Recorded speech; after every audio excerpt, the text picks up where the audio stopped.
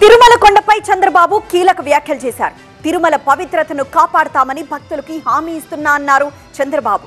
శ్రీవారి లడ్డూను ఎవ్వరూ డూప్లికేట్ చేయలేకపోయారన్నారు చంద్రబాబు. ఎవరు ఎన్ని విధాలుగా ప్రయత్నించినా ఆ రుచి రాలేదన్నారు. తాము అధికారంలోకి వచ్చాక ప్రసాదాలు పరిశుభ్రతలో మార్పు వచ్చిందన్నారు. శ్రీవారిని తలుచుకొని ఏ పని మొదలుపెట్టినా విజయవంతమవుతుందన్నారు ఆయన. తిరుమలలో ఏం జరిగినా ప్రపంచంలో ఉన్న హిందువులంతా ఆలోచిస్తూ ఉంటారన్నారు.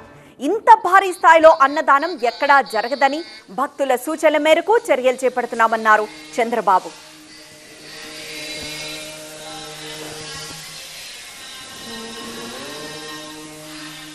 వెంకటేశ్వర స్వామి దగ్గరుండే లడ్డు ప్రపంచంలో ఎక్కడ కూడా ఎవరు కూడా రిప్లికేట్ చేయలేకపోయారు, తయారు చేయలేకపోయారు. దానికంటూ ఒక పేటెంట్ కూడా ఉంది.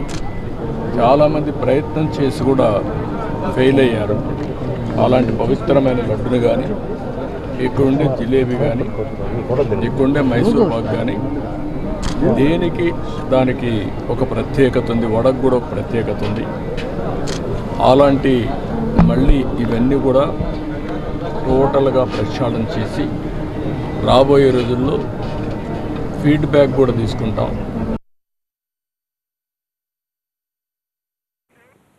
తిరుమలలో వకుళమాత కొత్త వంటశాలను ప్రారంభించిన అనంతరం ఈ వ్యాఖ్యలు చేశారు సీఎం చంద్రబాబు.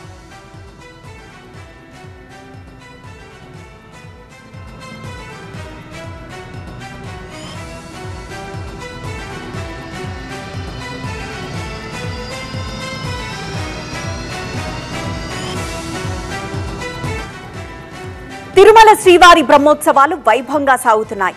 చిన్నశేష వాహనంపై ఊరేగుతున్నారు మలయప్ప స్వామి.